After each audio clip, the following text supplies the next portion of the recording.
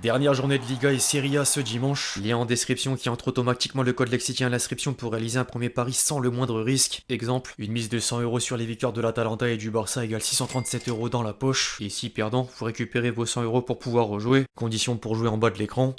Bon les mecs, c'est le jour J, on y est. C'est aujourd'hui, c'est pas demain.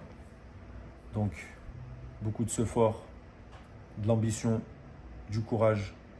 Et s'il vous plaît, éteignez-les. Éteignez-les. 6-9 dans la maison, on est ensemble la famille. Let's go, faut y aller. Nueve.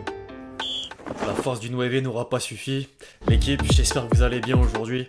Nouveau 5, au programme ce jour un bilan des dernières échéances de la saison dont la finale de Coupe de France, les récentes informations autour du dossier Mbappé entre le PSG, le Real Madrid et les Jeux Olympiques, un focus sur la valse des entraîneurs en cours au sein des 5 championnats majeurs, un arc Euro 2024, avant de conclure en images avec un match amical atypique du côté de l'Allemagne. Bref, je vais pas en dire plus les amis, je compte sur vous pour rester jusqu'à la fin de ces vidéos, mais également et surtout pour m'éclater le compteur de likes. Vous connaissez le dicton, merci à tous ceux qui le feront. Au passage, j'invite toujours pour tous ceux qui l'ont pas encore fait à télécharger gratuitement l'application SofaScore pour ne rien manquer des prochaines compétitions, score en direct, classement, statistiques et j'en passe. Le lien est dispo en description.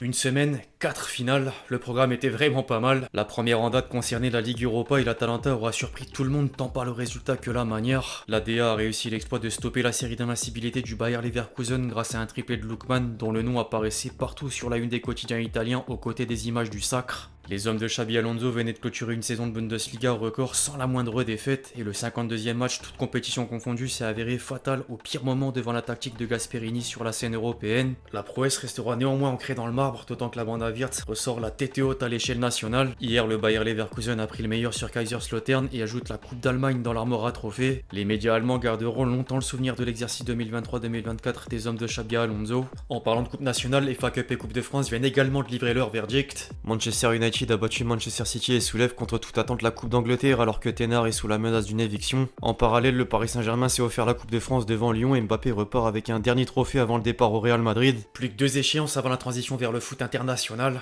Déjà, les finales de Ligue Europa Conférence et Ligue des Champions donneront un vainqueur la semaine prochaine et au passage, le Real Madrid a annoncé le forfait de Tchouaméni à cause de la blessure qui laisse planer un doute sur l'Euro 2024. En parallèle, certains auront un œil sur les barrages de la montée. Saint-Etienne s'est imposé dans le deuxième play-off aux dépens de Rodez et devra faire face à Metz dans une double confrontation pour une place en Ligue 1. Affaire à suivre.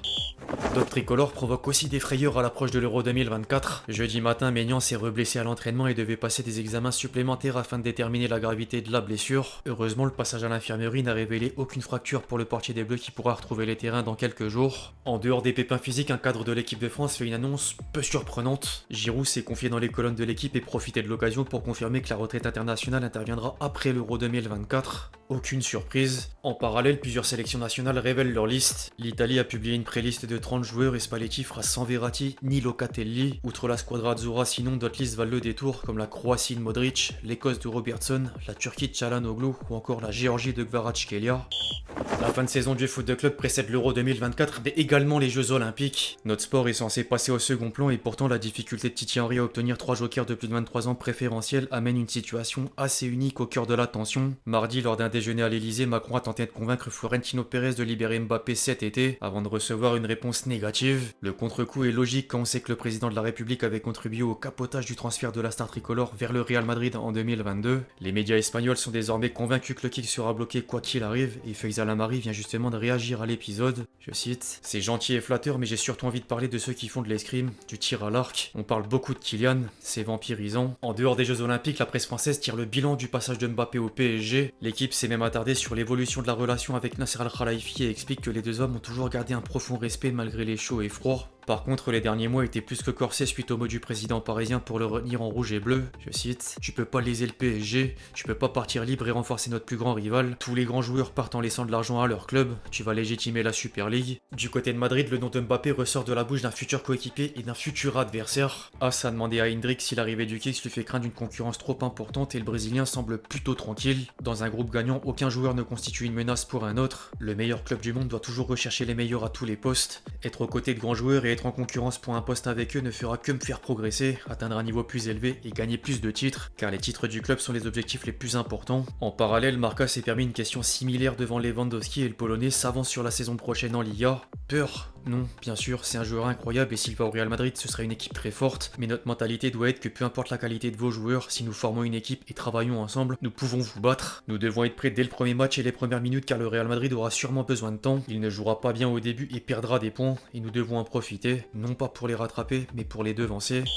Au rayon des entraîneurs, ensuite, le jeu des chaises musicales passe à un stade supérieur. Le Barça a officialisé le départ de Xavi et la presse catalane s'avance sur l'arrivée d'Hansi Flick. Au pays, pareil concernant Nice. Farioli s'est engagé avec l'Ajax jusqu'en 2027. Ghisolfi a pris le poste de directeur sportif à la Roma et tout porte à croire que le tandem Genesio-Maurice leur succédera au gym. Francaise reste néanmoins une option envisageable après le chamboulement au sein de la direction de Montlens. Du côté de l'Angleterre, les mouvements de coach démarrent à peine. Lopetegui s'est assis sur le banc de West Ham au contraire de Pochettino qui vient de prendre la porte de sortie à Chelsea. Un ancien coach parisien pourrait d'ailleurs voir un autre ancien coach parisien le remplacer sur le banc des Blues. Les bruits de couloir font murmurer un potentiel retour de Thomas Tuchel. En parallèle, le Bayern est sur le point de nommer un certain Vincent Kompany. Fabrizio Romano a lâché le Here We Go sur un contrat jusqu'en 2027 et environ 12 millions d'euros de frais de transfert dans les poches de Burnley. Un autre coach à la cote chez les cadors de la Première Ligue, Kieran McKenna qui vient de refaire monter Ipswich dans l'élite, serait dans le viseur de Manchester United, Brighton et même Chelsea malgré la rumeur Thomas Tuchel. Quant à l'Italie, le topo est le même. Thiago Motta s'est mis d'accord avec la Juventus sur un contrat jusqu'en 2027 et l'officialisation arrive sous peu. Naples aurait décidé de miser sur un certain Antonio Conte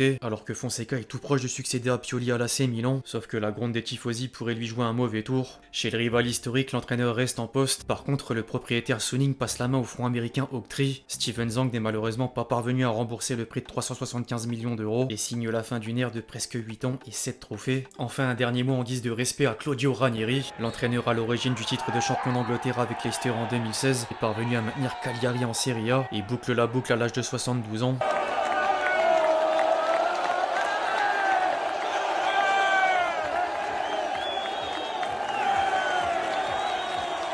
Il entraînera plus de clubs mais ouvre la porte quand même à une sélection.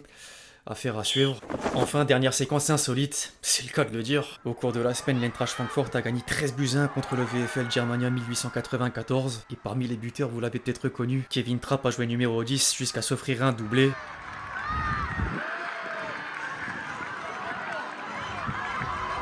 D'ailleurs, Ekitike passeur décisif. Bref, voilà l'équipe, c'est tout pour le fact du jour. J'espère vraiment qu'il vous a plu. Je compte sur vous si c'est le cas pour lâcher votre meilleur j'aime, comme d'habitude. N'hésitez pas à réagir dans les commentaires sur tous les sujets qu'on a pu traiter aujourd'hui. Et puis d'ici là, on se retrouve très vite sur la chaîne pour de nouvelles vidéos. C'était Lextier. Ciao, ciao.